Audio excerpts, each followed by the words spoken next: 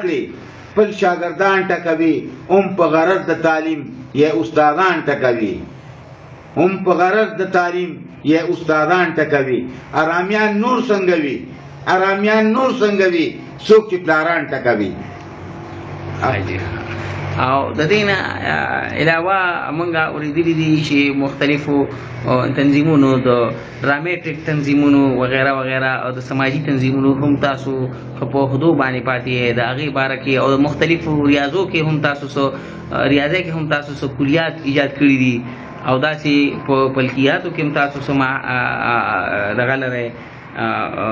تجربه لرئ او د موسم په باره کې هم تاسو خپل داسې کلیې او مناظر دي چې هغې نه تاسو مشاهدې کولی شئ او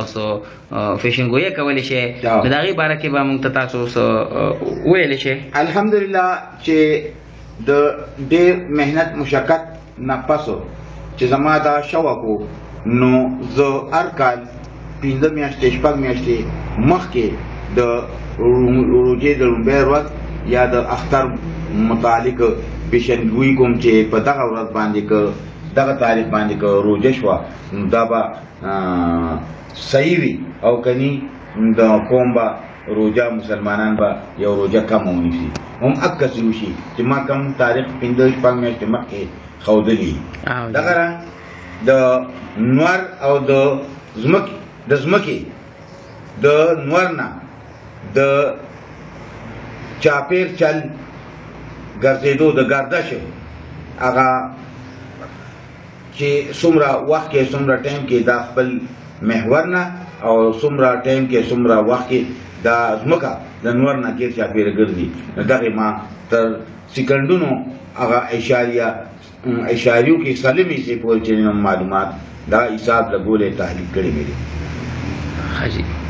دین علاوه د ریاضه مې د اشاریو د ضرب او د تقسیم ډېرې اسانه طریقې تحلیل کړي دي او سوره پورې چې ما به کلاسونو ته ریاضي پړاوله نو زیاتر شاګردان څه چې سکولونو کې استادان به هم د دغه طریقې دغه شو د زده کړې شایقین شو هغوی به دا غوښتل چې دا طریقه مو زده کړو ډېره اسانه ده. او د مساوي الاضلاع مثلث رقبه ایستل چې دی نو د دې کلیاسن چې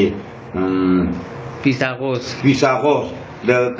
قائمة الزاویه مثلث یو د رقبې ایستو طریقه تحلیل کړې وه یا د هغې نه مخکې 2000 کاله مخکې هیلن صاحب د عام مثلث د رقبې ایستو طریقه تحلیل کړې وه. دا د هیلن صاحب طریقه د ارن مثلث لپاره ده خوا ډېره اوږده ده نو فیثاغورس صاحب په دغې کې اسانتیا د انسانانو لپاره راوستې ده او هغه صرف د یو مثلث قائمة الزاویه رقبه ډېره په اسانه باندې معلومولو یو طریقې تحلیل کړه او ما دغه شان د مثلث مساوي الاضلاع چې دوی ورځلې یو برابري د هغې رقبه ایستل ډېره په اسانه او د دغه دواړو صاحبانو د کلیو نه هم ډېره اسانه کلیه باندې رقبه ایستل چې نو دا ما تحلیل کړي دي. خو د دې باره کې چې نو پکار دي چې حکومت زما څه مرسته وکړي او بین الاقوامي سطح باندې دا شایع چې د دې اشاعت کولو لپاره او زما مرسته وکړي. د تاریخ باره کې نو ماشاءالله داسې د ډېر تاریخي خبرې داسې هم دي چې د ډېر لوړو مورخینو ته یادې نه دي او ما یادې کړي دي او دې باره کې ما ډېر خرچ کړی دی ډېر محنت مې کړی دی که ما ته پته ولګېده چې د نن دې ځای نه 50 کیلومتره فاصله باندې یو کس ته تاریخي پوهه شته دی نو زه به لاړم او هغه څه هغه نه به مې ځان د تاریخ باره کې پوهیو نو دا ساعت زه دا